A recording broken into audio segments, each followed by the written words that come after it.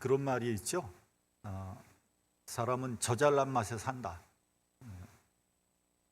그 사람은 대부분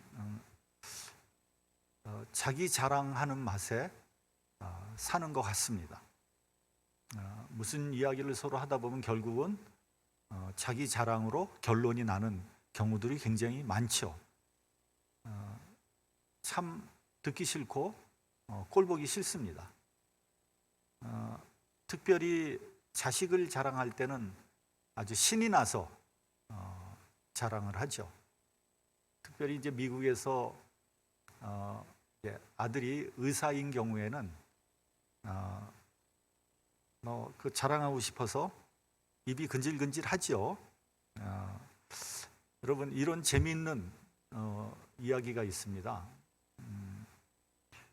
잘난 아들은 나라의 아들이고, 돈 잘 버는 아들은 누구의 아들? 돈 잘 버는 아들은 장모의 아들이고, 백수 아들은 누구 아들이에요? 내 아들이다. 그 옛 어른들도요, 못난 자녀가 부모에게 더 효도한다 라는 말을 했습니다. 실제로 부모가 아프거나 혹은 치매에 걸려서 이제 어려울 때 끝까지 부모 곁에 남아서 부모에게 효도하는 자녀는요, 똑똑하고 잘 나가는 자녀가 아니라 부모의 기대에 모자라는 평범한 자녀가 더 많다고 합니다. 여러분, 저는 뭐 그렇게 자랑하는 스타일은 아닌 것 같은데 어떤 때는 저도 모르는 사이에 제 손주들을 자랑하고 있더라고요. 손주 자랑은 점심사 먹여 가면서 자랑한다고 하는데, 어떤 분은 아무리 점심을 사줘도 손주 자랑하는 거 듣기 싫다 그러더라고요. 그래서 자랑은 참 조심해야 됩니다. 근데 이제 가만히 보면 자랑하는 것의 이면에는 그 컴플렉스가 작용하고 있다는 것을 알아야 됩니다. 예를 들면 나 돈 많다고 돈 자랑하는 사람 있잖아요. 그런 사람들은 전에는 되게 가난하게 살았다는 것을 그런 컴플렉스가 있다는 거예요. 근데 이제 그 돈에 한이 맺혔던 사람이 돈을 어떻게 하다 보니까 돈을 좀 벌었거든요. 그러니까 그냥 자랑하고 싶어지는 거죠. 또 자녀들이 뭐 좋은 대학 가고 공부 잘한다고 자랑하는 사람들 있잖아요. 이런 사람들은 자기가 공부를 못했을 가능성이 굉장히 있는 거예요. 왜냐하면 자기가 공부를 잘했다면 뭐 자녀가 공부 잘하는 게 뭐 자랑할 거리가 안 되잖아요. 예?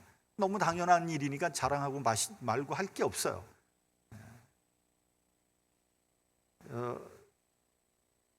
또 학벌 자랑하는 사람은요, 자기가 학벌이 없다는 것을 드러내는 것입니다.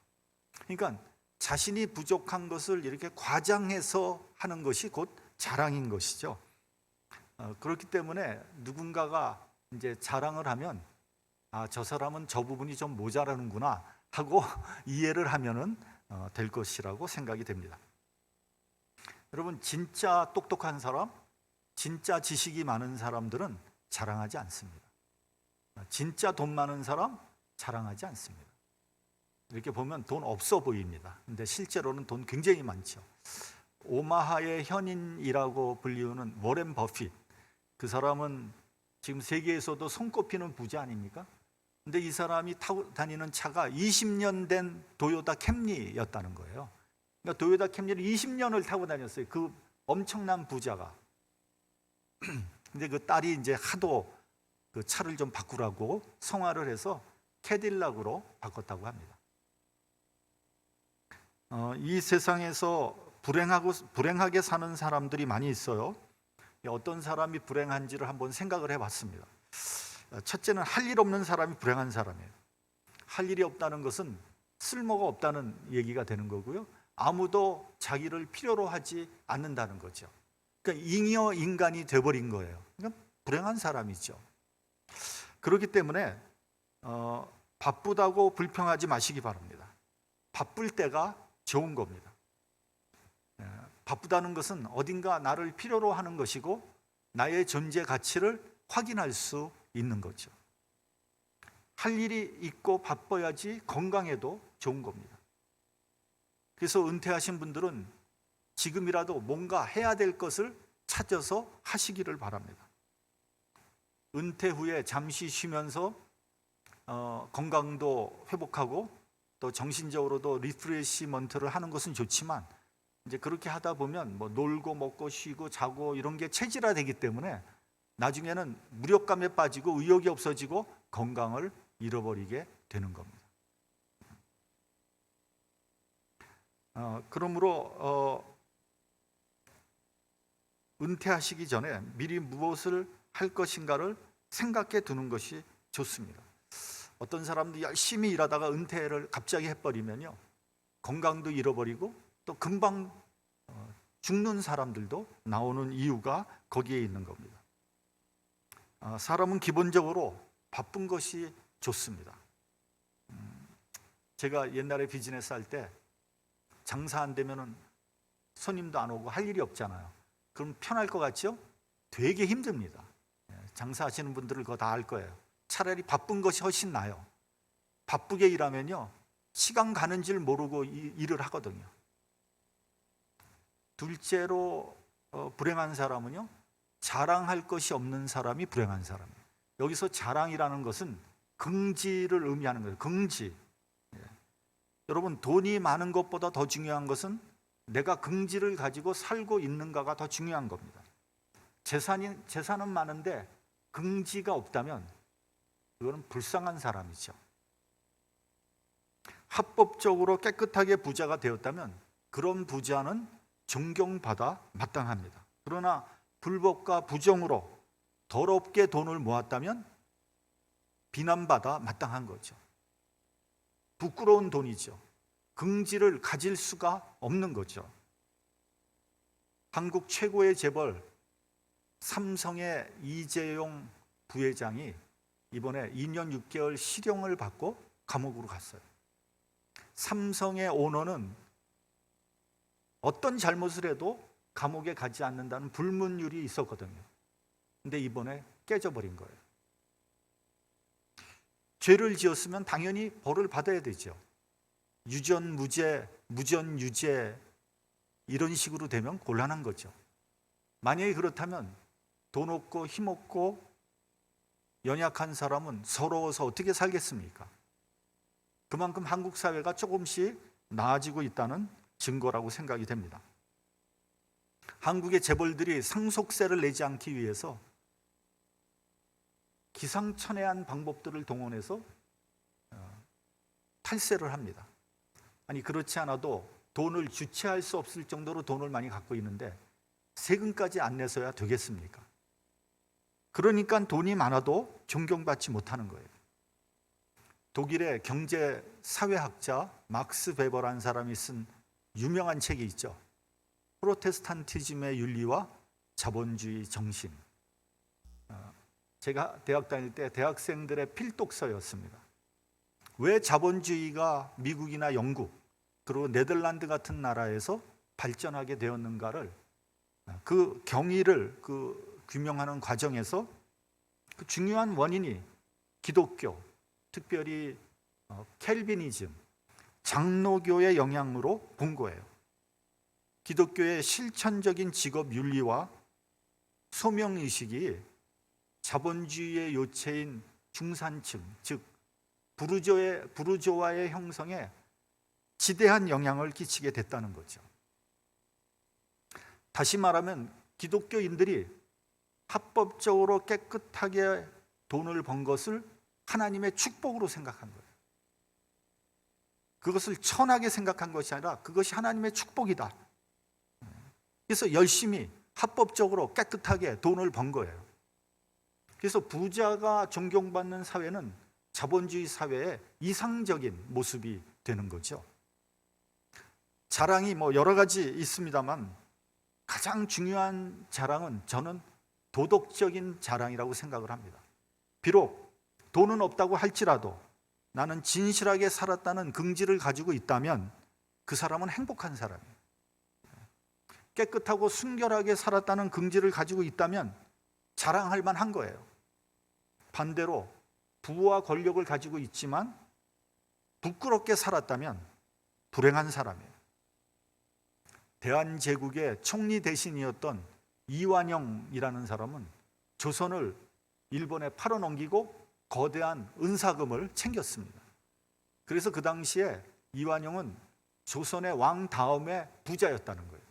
일제시대 내내 그 집안은 떵떵거리면서 살았습니다. 근데 결국은 해방이 됐죠? 어떻게 됐을 것 같아요? 그 집안은 풍비박산이 난 거죠. 아들이 둘이 있었는데 그 하나는 일본으로 밀항을 했고요. 나머지 하나는 캐나다에 망명을 했다고 합니다. 그 후손들이 지금 어떻게 살아가고 있는지 아무도 모릅니다. 이완용이가 우봉 이씨 집안인데 그 집안 사람들은 이완용과의 관계를 지우려고 안간힘을 쓰고 있습니다. 아마 우리나라 역사상 가장 부끄러운 이름이 될 것입니다. 본문으로 가서 사도 바울은 자신의 자랑, 즉 긍지에 대해서 말하고 있습니다. 우선 바울은 빌립보서 3장 4절 이하에 자신이 과거에 자랑으로 여겼던 것들에 대해서 말하고 있습니다.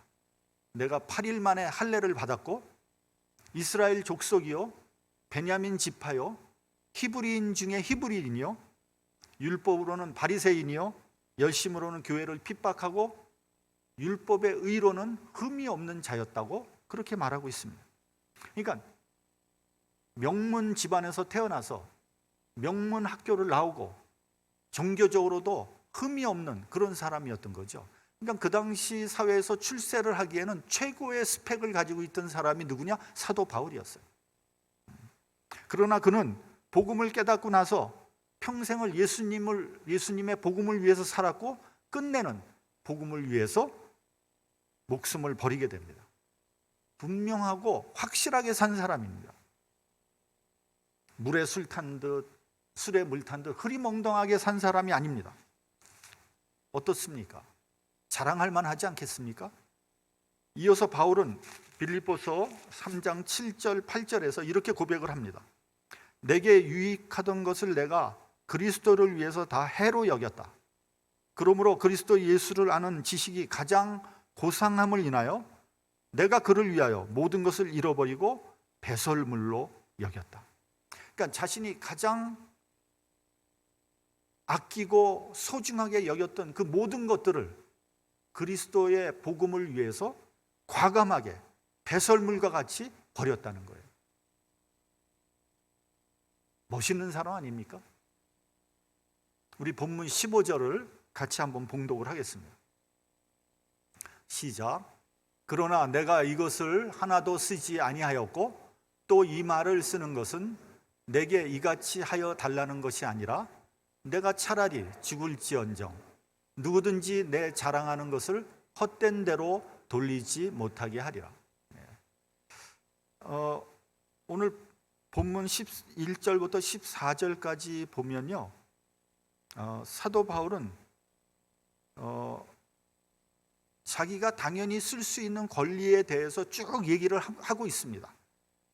근데 그 당연한 권리를 쓰지 않았다고 그러는 거예요. 사도로서 복음을 전하는 자로서 얼마든지 그 권리, 여기서 얘기하는 그 권리는 아마 사례를 얘기하는 것 같습니다. 사례를 받을 수 있었습니다. 구약의 율법으로 봐도 제사장들은 그 합당한 대가를 받았죠. 그리고 예수님도 복음을 전하는 자들은 복음으로 말미암아 살리라 이렇게 말씀을 해주셨습니다. 그러나 이런 합당한 권리를 바울은 쓰지 않았다는 거예요. 그 이유는 복음을 전하는데 장애가 되지 않게 하기 위해서입니다. 특별히 고린도 교회에서 더욱 그랬습니다.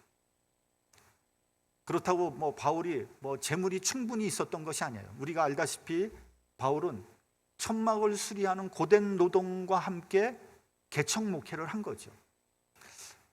이제 과거에 어떤 분이 그러더라고요. 교회가 힘들면 목사님도 나가서 일해서 돈을 벌 수도 있는 거죠. 여러분, 바울 정도 되니까 노동을 하면서 목회를 한 거예요. 여러분, 아무리 작은 목회를 해도요, 목회는 엄청난 정신적인, 영적인, 지적인 에너지가 필요한 거예요. 특히 이민 목회는 더합니다. 다른 곳에 정신을 쓸 여유가 없습니다. 하루 종일 일주일 내내 신경을 곤두세우고 있어야 합니다.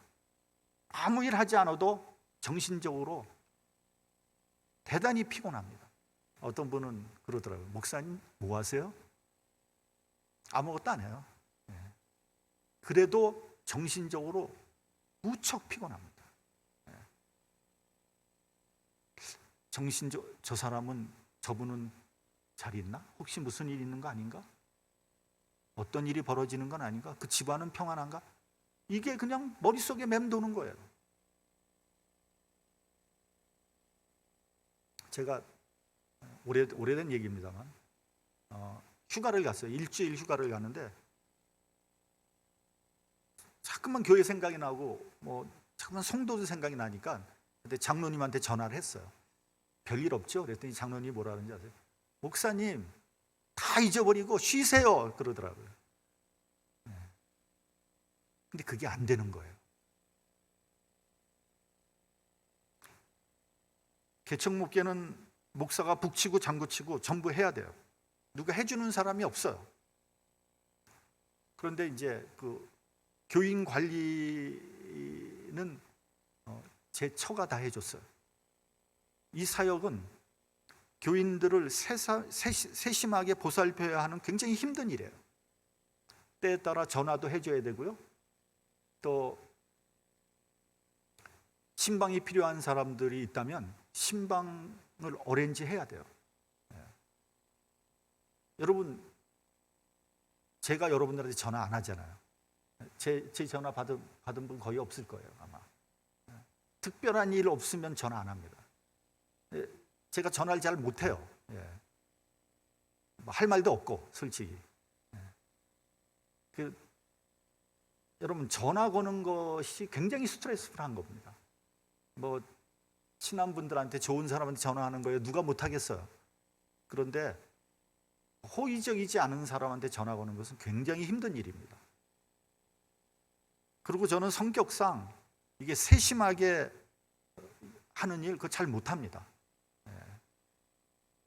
여러분들 이렇게 주보를 가끔 보면 주보에 틀린 것들이 나오잖아요.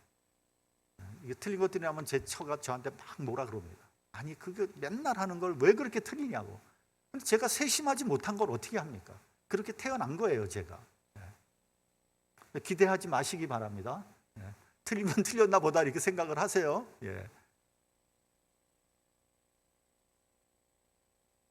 그래서 그런 일은 제 처가 할 수밖에 없는 거예요. 잘했는지 못했는지 모르지만 하여튼 열심히는 한 것 같아요. 또 설교도 일주일에 여러 번 해야 되고요. 신방도 해야 되고요. 성경 공부도 해야 되고 사랑방 교재도 만들어야 되고요. 회의도 주관해야 되고요. 각종 자료들을 다 만들어야 되고요.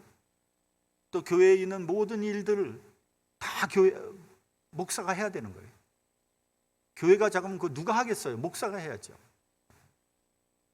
그래서 개척교회 목사는 슈퍼맨이 돼야 되는 거예요. 그래서 목회를 하면서 일을 할 수 없는 겁니다. 이거는 저만 그런 것이 아니고 제 주위에는 모든 목사들이 다 똑같은 거예요.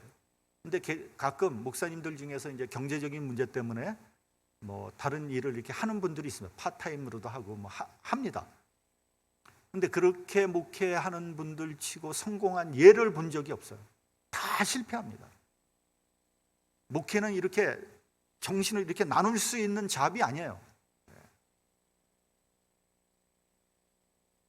사도 바울같이 뛰어난 능력의 소유자 빼놓고는 불가능한 일이에요.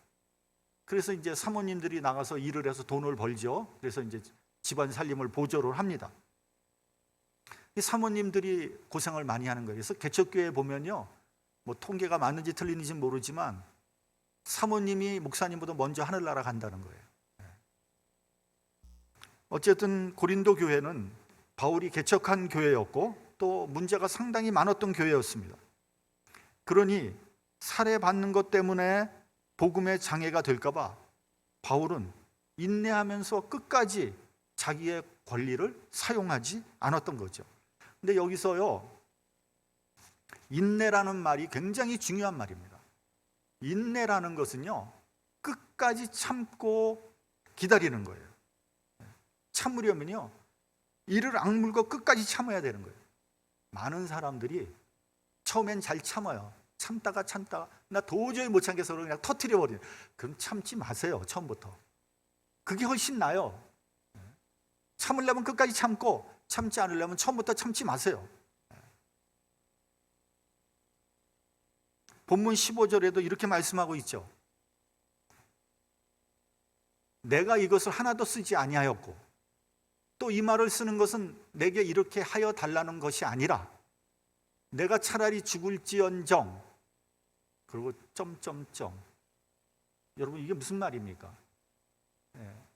이게 사도 바울의 그 답답한 마음, 그 안타까운 마음을 그대로 표현하고 있는 거 아니겠습니까? 바울은 이를 악물고 참았던 거예요. 이것이 바울의 긍지였고 자랑이었습니다. 그는 오직 복음을 전하고 그리스도의 고난에 동참하고 교회를 위하여 고난 당하는 것을 최고의 영광으로 생각을 한 겁니다. 갈라디아서 6장 17절에 보면 그는 하나님의 종으로서 그리스도의 흔적을 몸에 가지고 있다고 했습니다.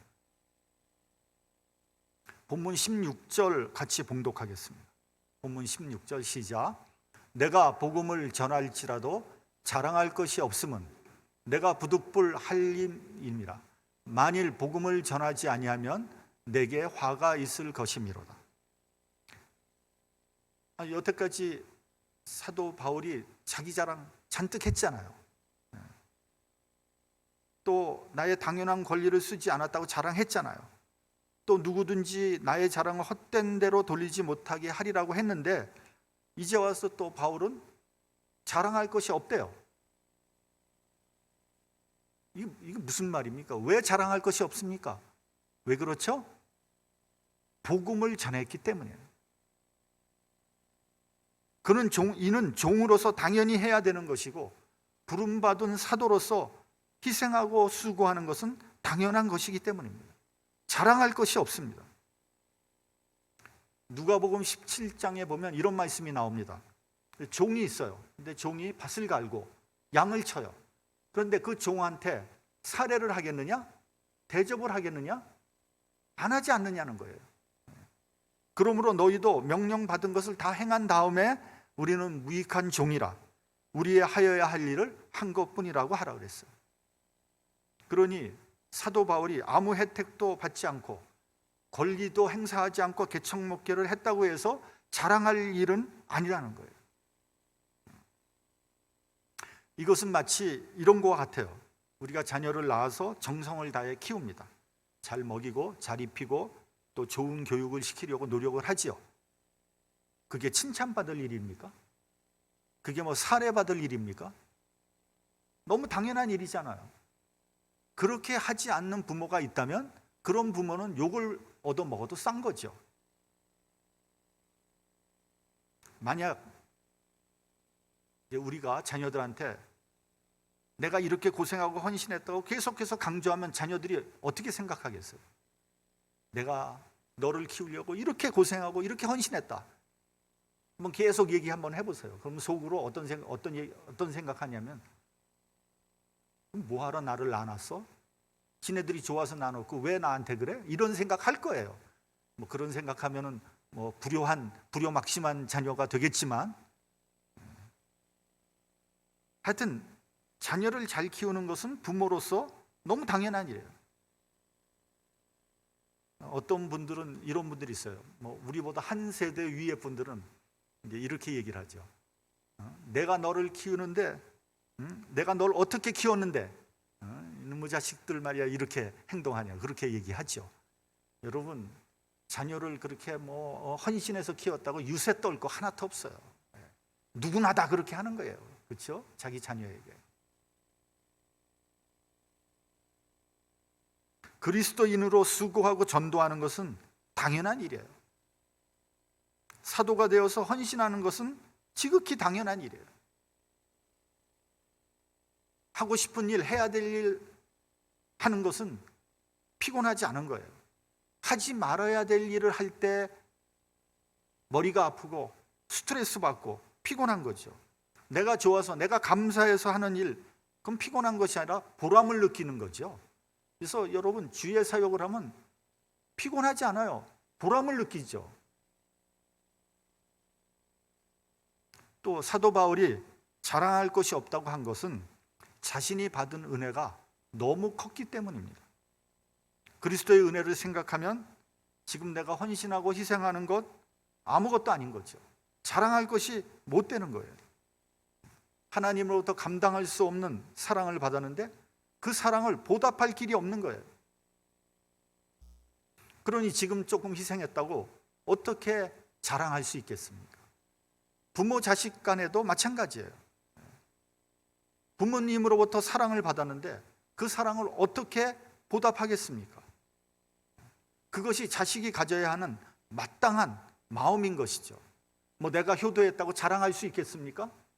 효도 안 한 게 나쁜 거죠. 그러므로 내가 어떻게 자식으로부터 효도를 받을까 생각하지 말고요, 내 부모의 은혜를 어떻게 보답할까를 생각하면 되는 겁니다. 내가 받은 하나님의 은혜와 사랑이 얼마나 큰 것인가를 생각해 보면 나의 신앙생활, 지금의 신앙생활은 부끄러울 따름이죠. 아무리 헌신하고 희생한다고 한들 그 은혜를 갚을 수 있겠습니까? 그러므로 자랑할 수 없다는 거예요. 또 16절 그 마지막에 보면, 중간쯤에 보면 이렇게 돼 있죠. 자랑할 수 없는 이유는 부득불한 일이라는 거예요. 여러분, 이게 무슨 말입니까? 부득불했다. 그러니까 어쩔 수 없이 했다는 거예요. 이건 또 무슨 말입니까? 여러분, 아무리 하나님의 사역이라도요, 좋아서만 한 것은 아니거든요. 때로는 기분에 내키지 않는 때도 있고요, 때로는 하고 싶지 않을 때도 있었어요. 그러나 하나님의 은혜를 다시 기억하면 그 일을 해야 되겠기에 할 수 없이 했다는 거예요. 여러분, 사람은 간사해서요, 아무리 좋은 음식이라도 매일 먹으면 실증이 나는 거죠. 아무리 좋은 말도 3번 이상 들으면 잔소리 되는 거예요. 아무리 하나님의 받은 은혜가 크더라도 때로는 시험 들고 때로는 실증 날 때가 있는 거예요. 그게 인간인 거예요. 그럴 때에도 어쩔 수 없이 했다는 거예요. 제가 몇 번 말씀드린 적이 아마 있을 겁니다. 우리 교회가 한참 어려웠을 때 목사인 제가 교회 가기가 싫어지더라고요. 이건 놀랄 만한 일 아닙니까? 저는 그 주일날 아침이 되면 교회 갈 생각을 하면요, 가벼운 흥분을 느꼈거든요. 오늘 또 주님께서 어떤 은혜를 주시려나, 또 사랑하는 성도들과 만나면 또 얼마나 즐거울까, 막 이래서 콧노래를 부르면서 갔는데 어느 순간부터 교회 가는 발걸음이 떨어지질 않는 거예요. 오늘 또 교회 가면 무슨 해프닝이 일어날까, 김 집사가 그 태도가 안 좋았는데 혹시 오늘 가면 교회 그만두겠다 그러는 거 아닌가, 이 집사 또 오늘 또 무슨 이상한 얘기를 해서 또 주책을 부릴까, 막 이런 생각을 하기 시작하면 말이죠, 교회 가기가 싫은 거예요. 예배를 드릴 때도 분위기가 그냥 쫙 가라앉아 있는 거예요. 성도들도 이렇게 얼굴이 누렇게 떠 있고 기쁨이 하나도 없어. 그런 분위기가 막 몇 개월씩 갔거든요. 그러면 어떻게 하겠어요? 그럼 뭐 예배 그만둘까요? 그럴 수 없잖아요. 어떻게 해서든지 예배 분위기를 띄우고 은혜를 체험할 수 있도록 그렇게 만들어야 되는데 그거 누가 하겠어요? 목사가 할 수밖에 없는 거예요. 그런 위기를 극복하지 못하면 개척교회 문 닫아야 되는 거예요. 개척교회 발전 못합니다. 여러분, 뭐 이런 얘기하면 죄송한 얘기지만 20년, 30년 교회를 해도 20명, 30명을 계속 유지하는 그런 교회 있잖아요. 이 위기를 극복하지 못하기 때문에 그렇게 되는 거예요. 그거를 뚫고 일어나야지 교회가 부흥하고 발전할 수 있는 거예요.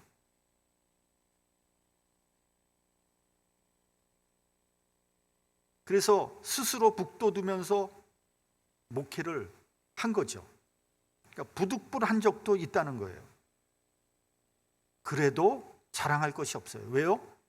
하나님의 도움과 은혜가 없었다면 여기까지 올 수 없었기 때문이에요. 내가 한 게 아니에요. 사실은 하나님께서 하신 거죠. 또 16절 마지막을 보면 이렇게 돼 있어요. 복음을 전하지 않으면 내게 화가 있을 것이라 했어요. 그러니까 저주를 받을 수도 있다는 거예요. 아니, 저주 받아도 싸다는 거예요. 우리가 알다시피 바울은 예수 믿는 사람들을 심하게 핍박한 사람이잖아요. 다메섹이라는 먼 곳까지 쫓아가서 예수 믿는 사람 붙잡아서 막 벌을 줬던 사람, 그렇게 심하게 핍박을 했습니다. 스데반 집사가 죽는 현장에도 증인으로서 입회했잖아요. 그래서 바울은 스스로를 포행자요 핍박자라고 얘기를 한 거예요. 그러다 은혜를 받아서 180도 그의 인생이 뒤바뀌었잖아요. 송두리째 뒤바뀌었습니다. 그러니 복음을 전하지 않을 수 없고, 전하지 않으면 저주를 받아도 싸다고 고백을 한 거예요. 그가 어떻게 하나님의 사역을 거부할 수 있겠습니까? 대사도의 겸손하고도 솔직한 고백이라고 생각합니다. 마지막으로 본문 17절을 봉독하겠습니다. 자, 시작. 내가 내 임의로 이것을 행하면 상을 얻으려니와 임의로 아니한다 할지라도 나는 직분을 맡아노라. 내 임의로, 내가 자원해서, 내가 스스로 이 일을 하면 상을 받겠지만 나는 직분을 받았다는 거예요. 그래서 나는 나에게 맡겨진 직분에 충실했을 뿐이다, 이런 얘기예요. 여러분, 바울은 사도의 직분을 받은 사람이에요. 그럼 사도가 누굽니까? 사도라면 사도답게 살아야 되는 거예요. 사도답게 행동해야 되는 거예요. 사도의 직분을, 맡겨진 직분을 잘 감당해야 되는 거예요. 한치의 그 사역에 한치의 소홀함도 있어서는 안 되는 거예요. 우리가 이게 종종 보면 세상 일에는 열심을 내는 사람들이 있어요. 돈 버는 일에는 막 눈에 불을 켜고 일을 합니다. 근데 하나님의 사역은 심드렁한 거예요. 뭐 누군가 하나님 사역하겠지 뭐. 나 아니래도 뭐 할 사람 많은데 뭐. 아니 뭐 하나님 사역한다고 돈이 나오나 밥이 나오나 누가 알아주나. 만약에 그렇게 생각하는 사람이 있다면 이 사람은 하나님의 은혜를 잘 모르는 사람이에요. 아니면 하나님의 은혜를 적게 받은 사람이에요. 여러분, 우리가 이것을 알아야 합니다. 세상 일은요, 아무리 많이 해도, 아무리 열심히 해도 남는 것이 없어요. 다 헛된 거예요. 허무한 거예요. 오히려 부끄러움과 후회만 남습니다.